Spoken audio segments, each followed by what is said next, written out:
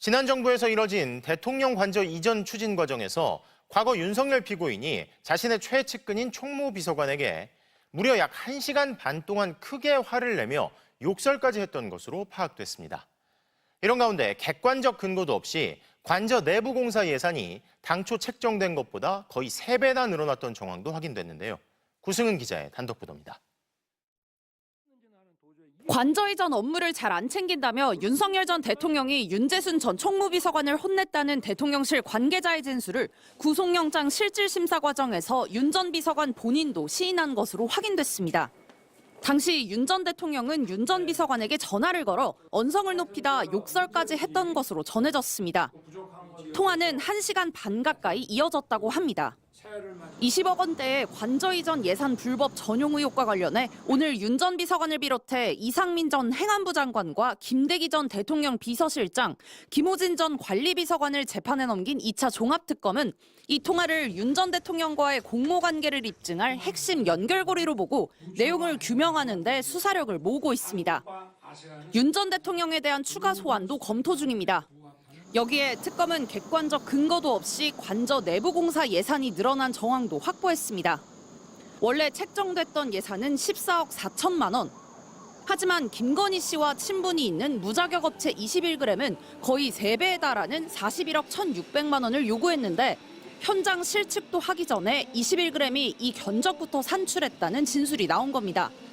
특검은 조만간 당시 기획재정부 예산실장이었던 김완섭 전 환경부 장관을 소환하는 등 예산 전용을 승인한 기재부, 즉 현재의 기획예산처로도 수사를 확대할 예정입니다. 들고요. 오랜만에 그분 얘기를 좀 해야 될 것 같아요. 1시간 반 동안이나 욕설 경로를 했다. 내란 속의 윤석열 전 대통령이 윤재순 총무비서관을 향해서 지금 종합특검이 이제 관저 의혹들 관저 의혹들 수사하고 있는데 야, 1시간 반 동안 욕하고 할 수 있습니까?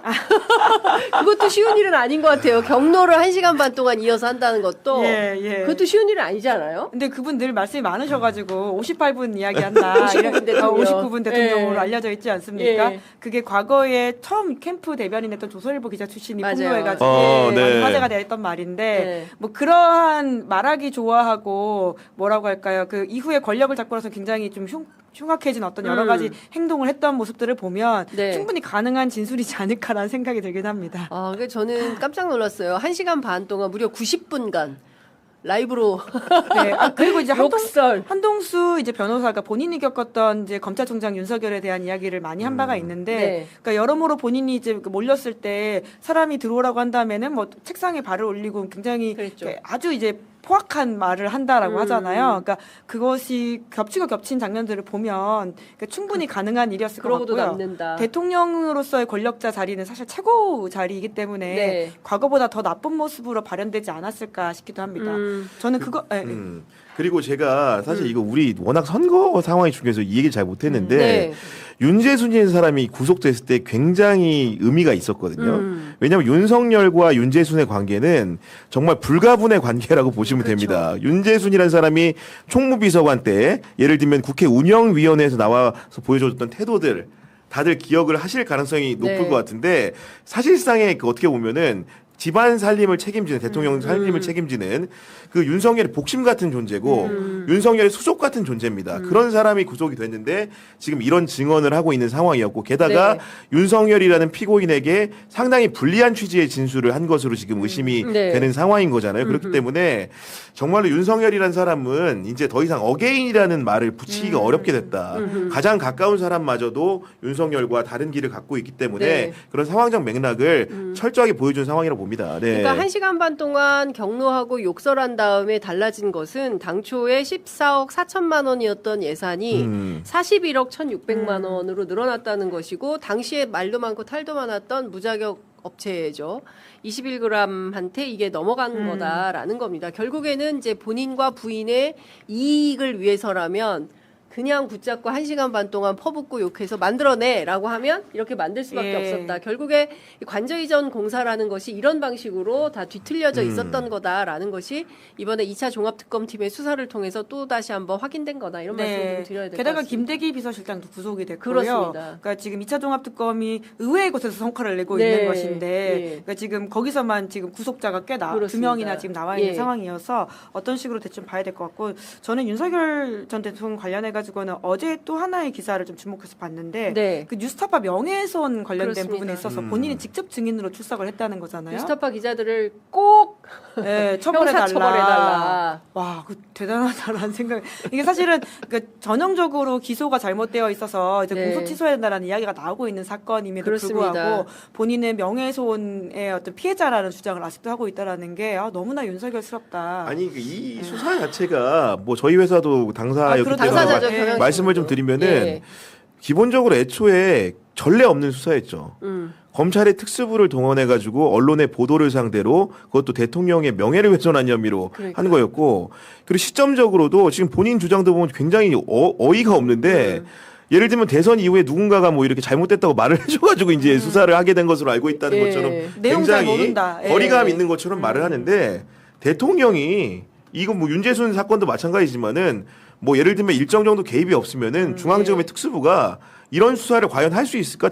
결국은 제가 출입하고 과거에 경험했던 문법하에서는 아예 불가능한 얘기를 하고 있는 거거든요. 그러니까 네. 윤석열의 그런 법정 증언이라는 것이 정말 1도 신뢰가 안 된다라는 얘기를 하는 거고, 결국 당시에 이런 수사들이 윤석열 정부를 무너지게 만든 겁니다. 네. 결국 대통령의 뜻에 맞춘 수사, 그렇습니다. 대통령의 코드에 맞춘 수사, 대통령만 보위하는 수사를 했기 때문에 검찰 권력이 오늘날에 무너지게 된 건데, 어떻게 보면 그런 부분들을 자성하고 어떻게 반성해도 모자랄 판에 정말로 자기는 남 얘기하듯이 이 수사에 대해서 하면서, 그러면서도 이제 와서도 네. 그런 기자들을 상대로 처벌을 원한다는 말을 한때는 우리나라 최고의 권력자가 한다는 게 예. 정말로 어떻게 보면 창피할 따름입니다. 그러니까 참 이 사람의 협의함을 어디까지 다뤄야 되나 싶은 생각이 좀 들어요. 그러니까 이게 그 검사도 해서는 안 되는 사람 수준이었던 것 같아요. 지금 생각해 보면 이제 그 공직자로서 기본적으로 가져야 되는 객관 공정의 사무 의무 같은 게 있잖아요. 뭐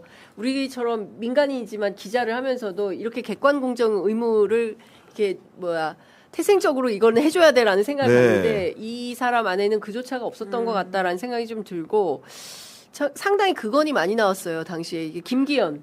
예, 그렇죠. 로저 비비의 김기현. 네, 뭐라 그랬냐면 자유민주주의 근간 흔드는 사악한 행위라고 하면서 예. 국가 반역죄, 말씀해 주신 대로 사형에 처해야 하는 그 국가 반역죄, 치밀하게 계획된 1급 살인죄, 뭐 이런 극형에 처해야 된다, 뭐 이런 주장을 했었어요. 근데 과연 기자들의 지금 경향신문 이렇게 구경 기자 착하게 생겼잖아요.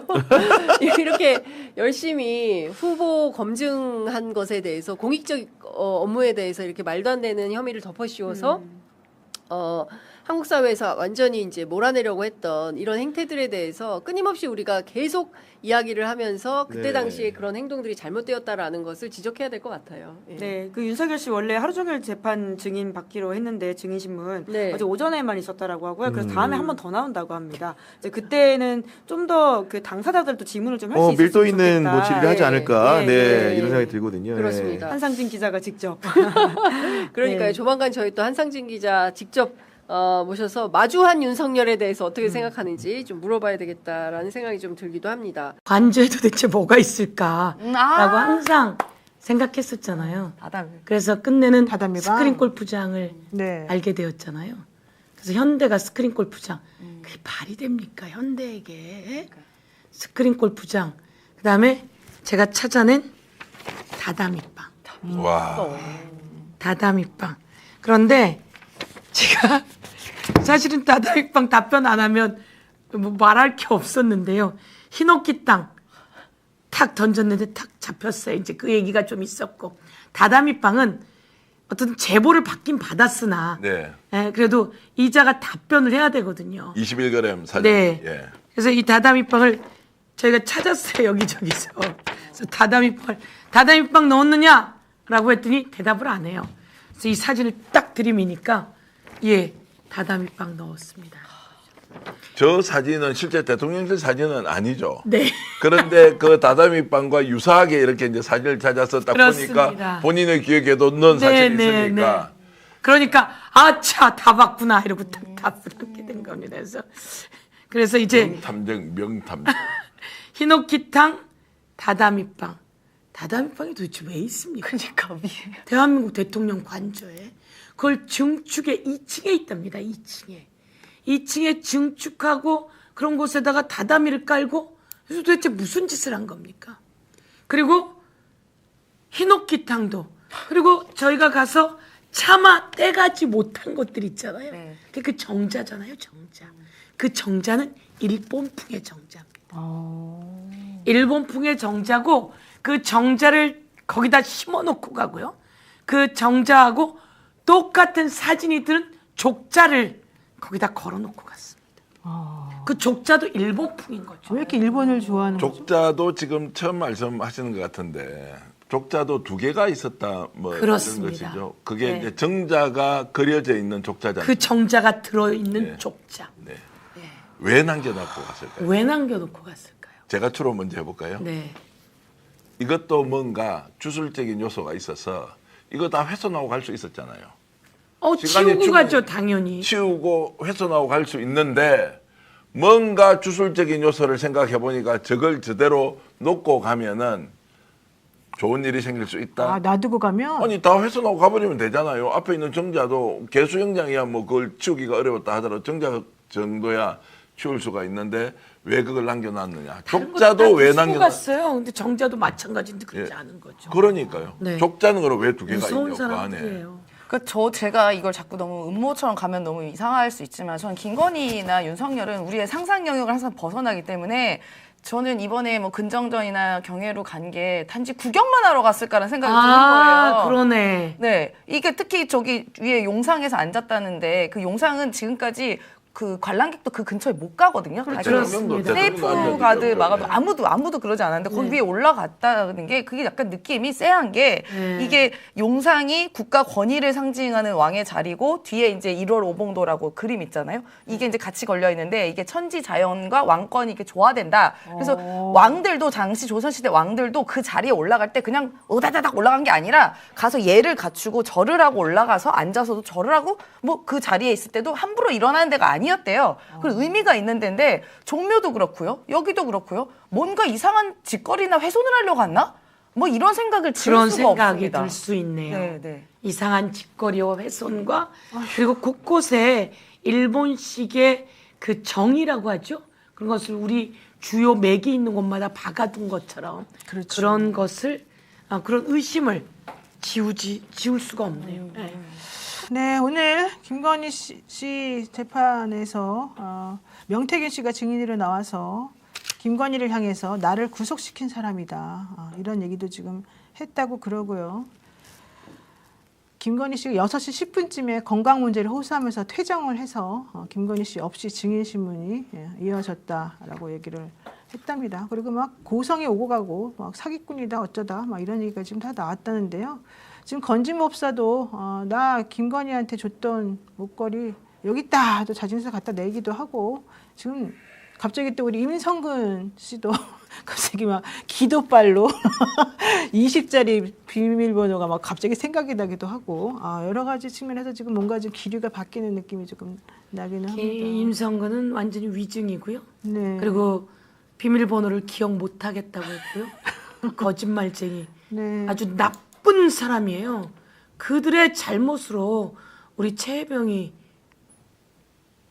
아니 재해재난 복구하러 갔다 목숨을 잃잖아요. 네. 그리고 자기를 그 도와달라고 온갖 곳에다가 손을 뻗쳐놓고 그것이 다 들켰는데 거짓말을 그렇게 해대니 그 자는 대한민국의 김계환 등 그 국방 관계자를 다 흔들어 놓은 그리고 국방을 위태롭게 한 자이고 그래서 아주 중대한 사안이고 증거 인멸의 우려가 아주 농후한 자이기 때문에 구속시켜야만 합니다. 근데 또 사실은 사법부 관련해가지고 좀 우려의 목소리가 나오는 것도 사실이기 때문에 좀 디테일하게 좀 더 정치하게 민주당에서 조금 잘 더 해주시면 정말 좋을 것 같습니다. 예, 그렇게 하겠습니다. 네. 지기현이 그 변호사에게 접대를 받았다잖아요. 네. 20번 여자가 나오는 집에서. 근데 그것도 처음에는 여자가 나오는 집이 아니라 그랬다가 제가 이 보도자를 잘 보니까 지기현이 있을 땐 여성 접견이 없었습니다. 이렇게 써 있더라고요. 네. 그래서 그 사람에게 여자가 나오는 집이 저랬더니 아닙니다, 의원님. 지기현이 있을 땐 여성 접견이 없었지만 지기현 가고 나면 여성 접견이 있었잖아요. 예, 맞습니다. 이렇게 얘기하더라고요. 김건희 특검은 지금 28일까지 수사 이 종료 기한이니까요. 얼마 남지 않았는데 계속해서 수사 내용이 나오고 있는 것 중에 하나가 김기현 의원, 국민의힘의 그러니까 로저 비비의 가방 전달 관련해서 김기현 의원과 그 부인 자택과 그 의원회관의 의원실 압수수색 뉴스가 나왔습니다. 글쎄요, 이 뉴스가 이제 이후에 어떻게 더 발전하게 될지는 좀 봐야 될 것 같고 또 하나는 이종호 이 뉴스가 어제 저는 보면서 처음에 그냥 탁 받아들였던 느낌하고 자세히 들여다보니까 내용이 좀 다르더라라는 뉴스였는데요. 이 이종호 씨가 그 재판 과정에서 뭐 그 얘기를 했다는 거예요. 수표로 3억을 김건희한테 줬다.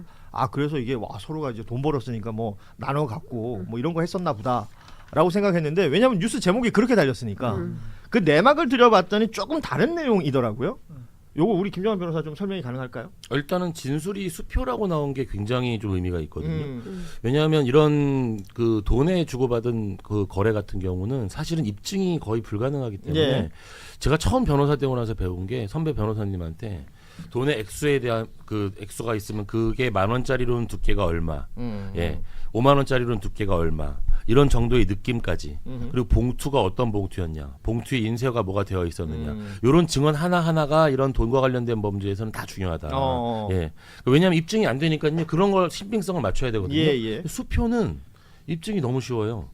내가 어느 은행에서 어떻게 발급한 수표 그렇죠. 끝이거든요. 예. 그래서 진술의 신빙성이 확 원래는 이게 진술이 신빙성이 없는 진술일 수도 있는데 이 범죄의 성격상 근데 수표하는 순간 수표로 하는 순간 얘가 뭔가 자기가 이야기할 게 있으니까 얘기를 한 거거든요. 그래서 뭔가 입증이 좀 쉬운 상태가 된 것 같다. 그러니까 돈이 오갔던 건 확실하다. 네네 그렇게 판단을 해야죠. 근데 이종호 씨가 이 말을 한 맥락은 다른 거죠 조금. 나 재판에 열심히 참여했잖냐. 근데 왜 나한테 이렇게 세게 때리냐. 그 얘기예요. 예. 그리고 오랫동안 그냥 김건희를 알고 있었다. 그렇죠. 그 얘기도 해석될 여지도 있고요. 그렇죠. 예. 김건희한테는 유리한 얘기는 아니지만 또 그렇다고 해서 뭐 이걸로 모든 범죄가 입증되거나 할 건 또 아닌 상황으로 보입니다. 그렇죠. 뭐 돈이고 이게 수표 3억 이러니까 뭔가 바로 범죄 혐의하고 연결되는 것처럼 네. 보이지만 그건 아니다. 예, 자세히 들여다보면 그렇진 않다라는 그러니까 부분이고. 저는 이제 김호진 차관도 그렇고 이제 이종호 씨도 구속되니까 실토를 하잖아요. 네. 그러니까 김호진 차관 같은 경우에도 이제 구속이 됐으니 저는 이제 그 국토부 현안과 관련해서 특히 양평고속도로와 관련해서 예. 많은 내용이 나올 수도 있겠다라는 기대는 되고 차관 다음은 장관일 텐데. 그렇죠. 예. 그리고 김기현 의원 로조비비의 문제는 단순히 이제 뇌물로만 봐서는 안 되고 중요한 건 국민의힘 당대표 선거 과정이에요. 근데 그 과정에서 사실은 뭐 통일교가 뭐 처음에 3,100명, 그 다음에 400명에서 모두 3,500명의 인원을 확인했고 일치되는 인원이 12만 명이라는 거잖아요. 국민의힘 당원과 통일교 동시에 이 명단상으로 봤을 공통분모가 때는 예. 그렇습니다. 근데 그런 정도기 때문에 중요한 거는 김기현과 뭐 부인의 뭐 청탁금지법 위반, 정치자금법 위반 요것도 중요하지만 그걸로 끝내서는 안 된다.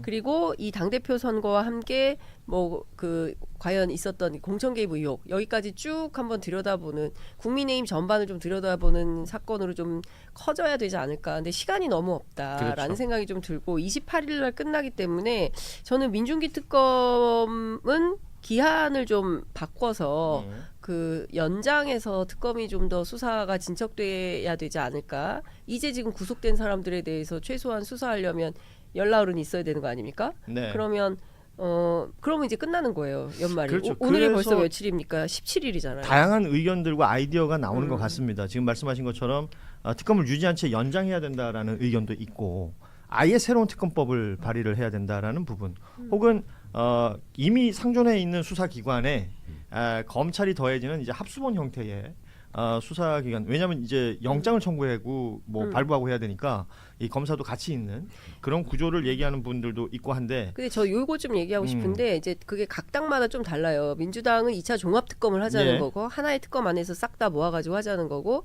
조국혁신당은 이제 그러지 말고 기한에 상관없이 하도록 국수본으로 넘겨서 그 서울중앙지검하고 합수부를 만든 그렇죠. 다음에 예. 이 합수부가 계속 수사해라. 기한의 연장 뭐 구애받지 말고 이런 건데 지금 최혜병 특검은 끝난 거고 그다음에 내란 특검도 종결됐으나 여러 가지 지금 박성재를 중심으로 해서 남아 있는 것들이 있죠. 많다는 예, 거예요. 박성재를 중심으로 해서 파면 수사할 게 많대요. 예. 이게 내란 특검 팀에서 나온 얘기예요. 예. 그러면 수사할 게 많은데 기한 때문에 못한 거잖아요. 그리고 김건희 특검은 16가지 플러스 알파인데 주로 뇌물 사건이고 우리가 얘기했던 것처럼 양평도로 사건이라든가 공천 개입 사건이라든가 뭐 이런 등등에 대해서는 전혀 수사가 잘 안 되고 있어요. 그렇기 때문에 내란 특검은 실제로 뭐 박성재 특검 이렇게 바꾸든지 해서 새롭게 특검을 하고 예. 그리고 김건희 특검은 기한 연장을 민중기 특검이 수사 의지가 있는 거 아닙니까? 그러면 기한 연장을 해서 이 특검은 연장을 해주는 방향으로 꼭 그렇게 합쳐서 하나로 해결하지 말고 건 바이 건으로 구분해서 해도 되지 않나라는 생각이 좀 듭니다. 상대적으로 지금 이 말씀은 상설특검을 만들자라는 얘기와도 연결이 될 수 있기 때문에 지금 여러 얘기들이 나오고 있는데 뭐 하나 결정된 건 없어요. 예. 근데 저는 또 개인적으로 이런 생각이 들어요. 또 검찰을 못 믿어서 특검이 됐었는데 이제 뭐 굳이 특검도 필요하나 이런 생각도 들긴 해요. 그러니까 여러 가지 다방면으로 한번 생각을 좀 해봐야 될 것 같아요. 그래서 뭐 공수처법 더 개정해야 된다는 얘기도 나오고 오히려 공수처에서 더 할 수도 있는 거고. 지금 그래서 이거 생각하면 이쪽으로 가는 게 맞는 거고 그렇죠. 저거 생각하면 저쪽으로 이렇게 정답 있는 게 아니에요. 예, 다양한 의견들과 생각들이 지금 상존하는 상황인데 무엇보다 우리가 확실히 알고 있어야 되는 건 그 방향성이라는 거예요. 그렇죠. 그 방향성이고 문제 있는 부분들은 그 우리 맨날 하는 얘기 있잖아. 진상 규명과 책임자 처벌. 두 개잖아요.